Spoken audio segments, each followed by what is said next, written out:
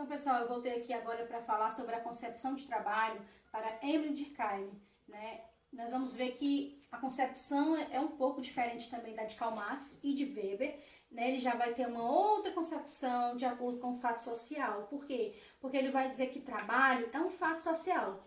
Nós estudamos que os fatos sociais é um conjunto de normas e regras que orientam a ação do indivíduo em uma sociedade. E ele vai dizer que o trabalho é um fato social. Lembram também que nós estudamos que o fato social ele é exterior ao indivíduo, independente de eu gostar ou não, vai existir. Ele é coercitivo porque ele impõe força e penalidades para aqueles que não obedecerem. E também ele é geral, é para todos. Então ele vai dizer que o trabalho é um fato social. E ele vai ver a divisão do trabalho como algo positivo. Em que sentido? Ele vai dizer que a divisão do trabalho contribui para a coesão social. Nesse sentido, coesão quer dizer união. Então, vai haver uma divisão do trabalho, mas ao mesmo tempo vai gerar uma união, porque eles vão ter uma concepção de que um vai depender do outro. E essa união, ela vai gerar uma solidariedade social. Solidariedade social. E aí ele vai dividir dois tipos de solidariedade. Nós vamos estudar aqui. Ele vai falar sobre a solidariedade mecânica e a solidariedade orgânica. A solidariedade mecânica, ela é típica das sociedades pré-capitalistas, ou seja, antes do capitalismo, antes da Revolução Industrial, aonde o trabalho da força muscular, a força do homem, ela era colocada em prática. Por isso que é solidariedade mecânica. E essa força do homem colocada em prática, essa força braçal, vai gerar o quê? Ela vai gerar uma coesão social, uma união social. Em que sentido? Por uma forte identificação dos indivíduos. Vou citar um exemplo. Em uma aldeia indígena,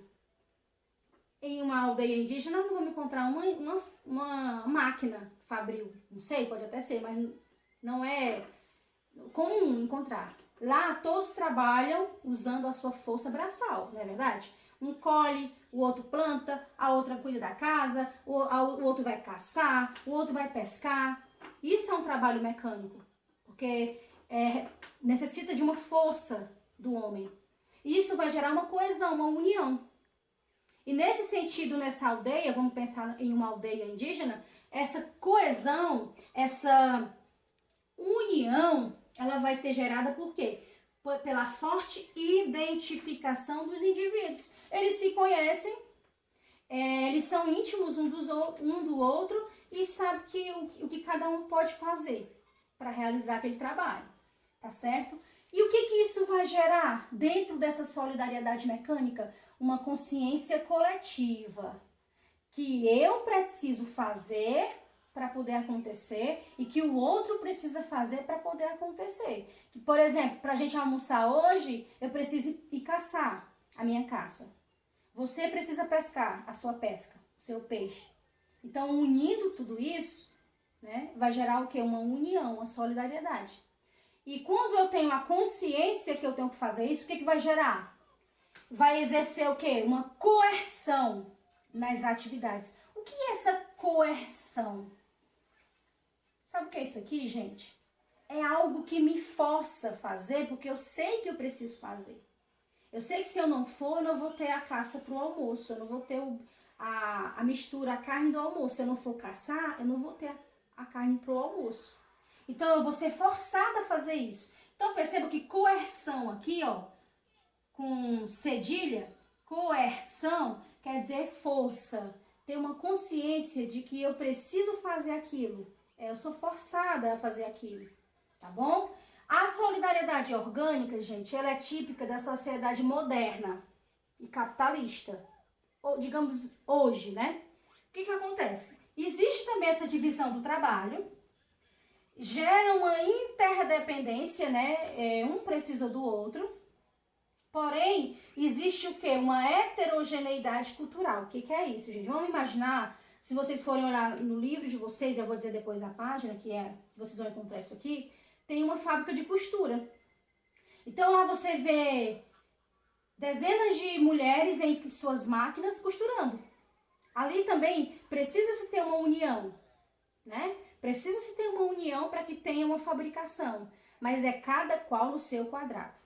Eu aqui na minha máquina de costura, vou fazer o que eu tenho que fazer, o meu colega ali ele vai fazer, o outro vai fazer e assim sucessivamente. Não tem uma mistura, é cada um no seu quadrado, certo? Vou recapitular.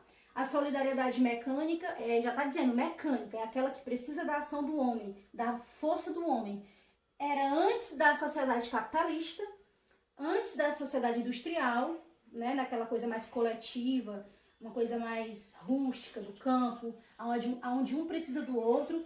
E essa coesão, essa união, ela é gerada pela identificação dos indivíduos, a aproximação que tem um do outro.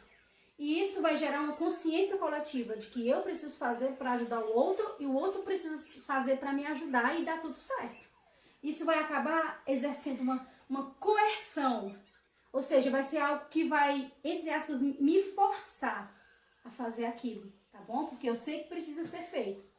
Solidariedade orgânica já é típico da sociedade moderna e capitalista. Tem uma divisão do trabalho também, mas isso gera mais uma interdependência. Eu vou fazer,